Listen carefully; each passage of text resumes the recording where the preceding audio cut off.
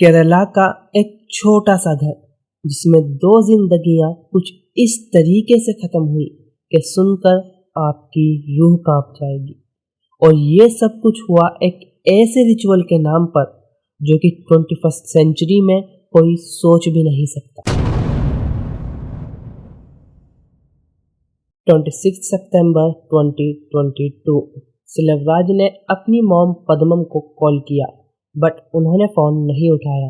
सिलवराज ने एक दो बार और ट्राई किया, बट कोई भी रिस्पॉन्स नहीं आया। अब ये बात सिलवराज को परेशान करने लगी, क्योंकि आज से पहले ऐसा कभी भी नहीं हुआ था कि उसने अपनी मॉम पद्मम को कॉल किया हो और उन्होंने कॉल ना उठाया हो।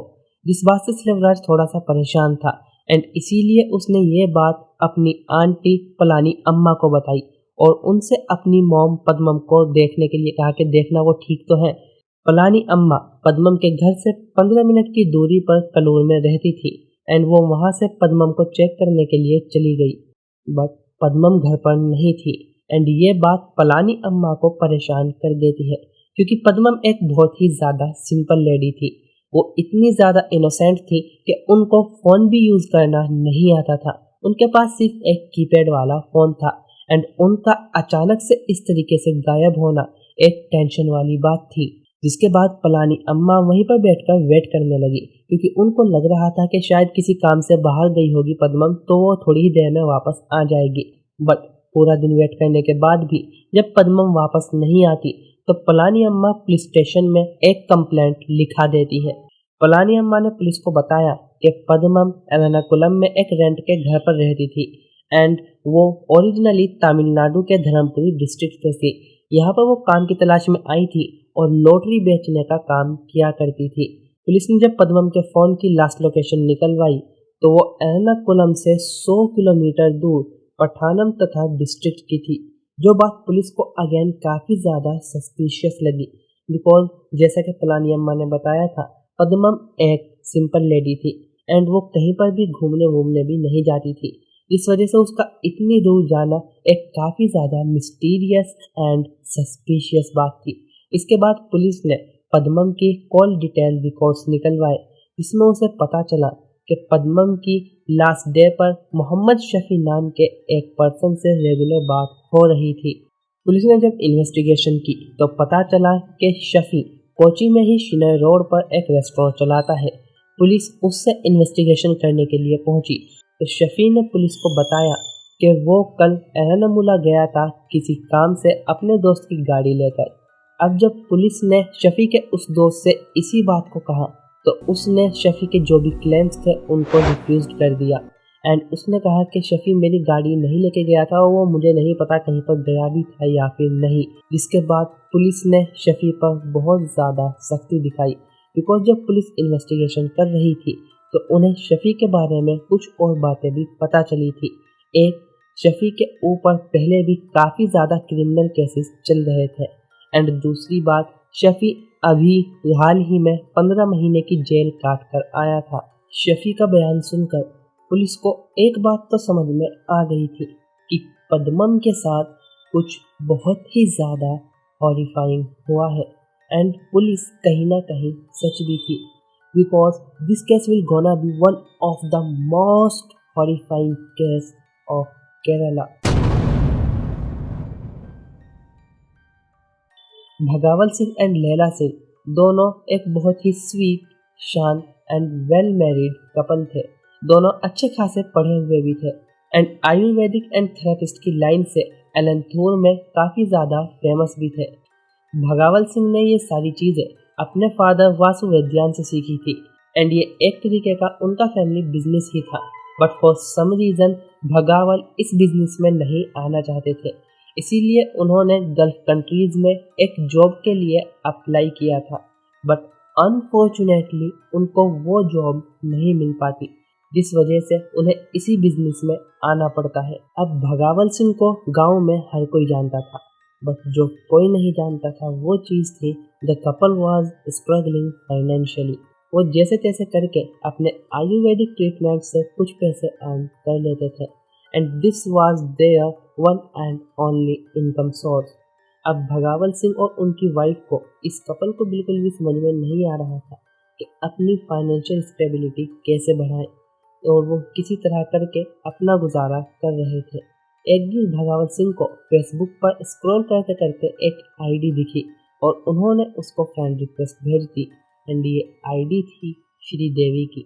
भगावत सिंह और श्रीदेवी आपस में बात करना स्टार्ट कर दिए, एंड भगावत सिंह की श्रीदेवी से लगभग 3 साल तक फेसबुक पर ही बात चली, एंड अब भगावत सिंह श्रीदेवी पर काफ़ी ज़्यादा ट्रस्ट करने लगे थे, एंड इन दोनों का एक बॉन्ड भी बन चुका था। इसीलिए भगावत सिंह ने अपनी लाइफ की काफ़ी सारी चीज़ें श्रीदेवी को बता दी थी।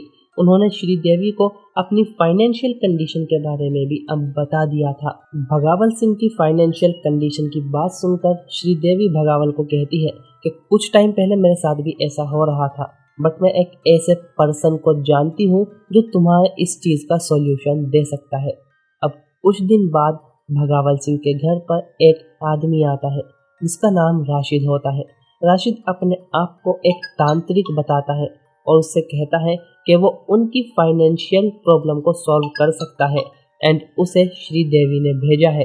अब भगावत सिंह और उसकी वाइफ लैला सिंह इस बात को मान जाते हैं।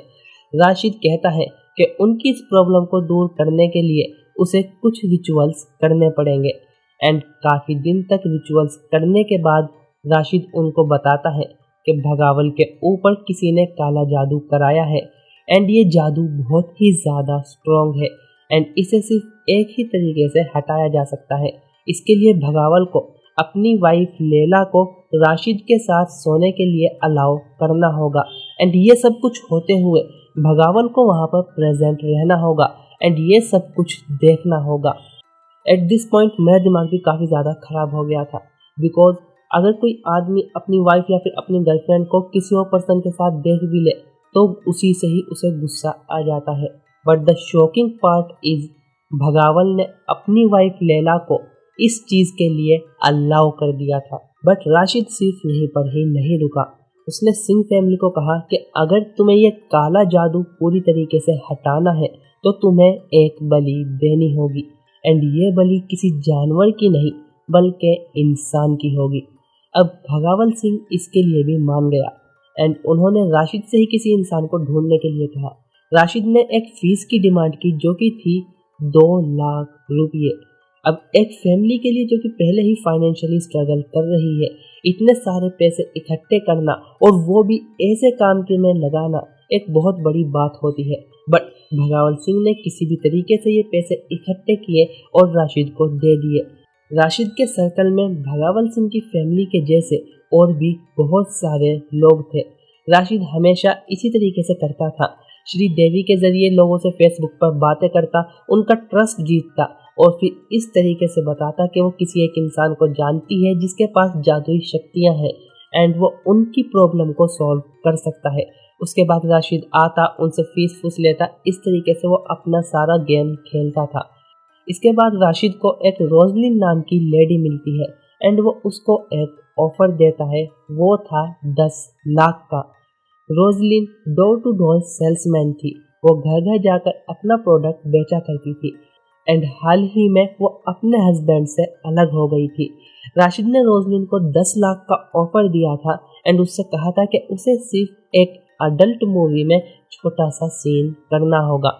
अब रोजलिन के लिए, जो कि एक डोर टू डोर सेल्समैन थी, ये अमाउंट बहुत ज़्यादा बड़ा था, एंड इसीलिए वो इसके लिए मान जाती है।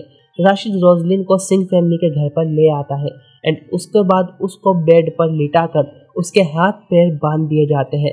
रोजलिन को लगा कि ये सब कुछ मूवी का ही पार्ट होगा, बट जब उसने राशिद को बराबर वाले रूम में ही मंत्र पढ़ते सुना तो वो घबरा गई, एंड जैसे ही उसने चीखने की कोशिश की, लैला सिंह ने रोजलिन का गला काट दिया।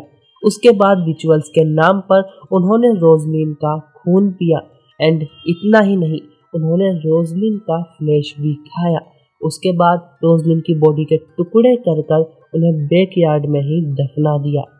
ये सब कुछ करने के बाद भी उनकी फाइनेंशियल कंडीशन में कुछ भी सुधार नहीं आया था, 19-20 का भी फर्क नहीं आया था।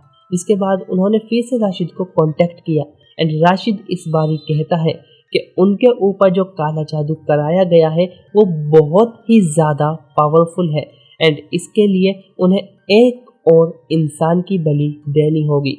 सिंह फैमिली इसके लिए भी एग्री हो जाते हैं, बट इस बार वो खुद कोई इंसान ढूंढ रहे थे ताकि उन्हें राशिद को फीस ना देनी पड़े। उन्हें एक लेडी मिलती भी है जिसका नाम सुमा था एंड लैला सिंह उससे डायरेक्टली ही पूछ लेती है कि अगर तुमने कुछ खाया नहीं है तो हमारे घर चलो, हम तुम्हें खाना खिला देंगे। अब किसी ऐसे अननोन पर्सन से, अजनबी बंदे से इस तरीके से पूछना कि अगर तुमने खाया नहीं है तो हम खिला देंगे, आओ हमारे साथ, काफ़ी ज़्यादा सस्पिशियस है। एंड एग्जैक्टली सेम थिंग सुमा को भी लगी, इसीलिए वो वहाँ से चली गई, उसने सारी चीज़ों को मना कर दिया। अब सिंह फैमिली को कोई भी पर्सन नहीं मिला, जिस वजह से उन्होंने राशिद को ही किसी पर्सन को लाने के लिए कहा। राशिद ने अगेन फीस की डिमांड की एंड सिंह फैमिली ने किसी तरह वो फीस अरेंज की। राशिद के सर्कल में ऐसे लोग थे जिनको पैसों की ज़रूरत थी, जिस वजह से राशिद ने अपने सर्कल में से पद्मम को निकाला, जो कि सिलवराज की मॉम थी, एंड उनको भी उसने सेम ऑफर दिया 10 लाख रुपये का एक अडल्ट फिल्म में छोटा सा काम करने के लिए। वो भी मान गई और वो अगेन उनको सिंह फैमिली के घर पर ले आया और एग्जैक्टली सेम तरीके से जैसा उन्होंने रोजलिन के साथ किया था, अब पद्मम के साथ भी ऐसा ही किया। पद्मम के पहले प्राइवेट पार्ट्स को काटा गया एंड रिचुअल के नाम पर पद्मम का खून को पूरे घर पर छिड़का गया। उसके बाद उन्होंने इस बार पद्मम के कुछ बॉडी पार्ट्स को रिचुअल के नाम पर फ्रिज में ही रख लिया था। पुलिस ने जब मोहम्मद शफी को गिरफ्तार किया हुआ था तो उसने सब कुछ कन्फेस कर लिया था एंड उसी ने भगावल सिंह और लैला सिंह का नाम पुलिस को बताया था। अब जब ये अरेस्ट हुए एंड ये केस सामने आया तो ये केस पूरे साउथ इंडिया में सबको बहुत ज़्यादा शॉक कर गया, बिकॉज ऐसा केस किसी ने पहले देखा ही नहीं था।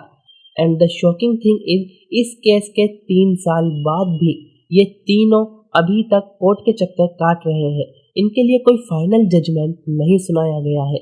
एंड भगावल सिंह और लैला सिंह का घर इस केस के बाद इतना ज़्यादा फेमस हुआ कि लोग दूर दूर से सिर्फ इस घर को देखने के लिए आने लगे। 21st सेंचुरी में अभी भी पता नहीं ऐसे कितने लोग हों जो कि इस तरीके के अंधविश्वास पर, ब्लैक मैजिक पर भरोसा रखते हो। सेफ रहिए और अपने साथ साथ अपनी फैमिली का भी ख्याल रखिए। मिलते हैं नेक्स्ट वीडियो में। Thank you for watching.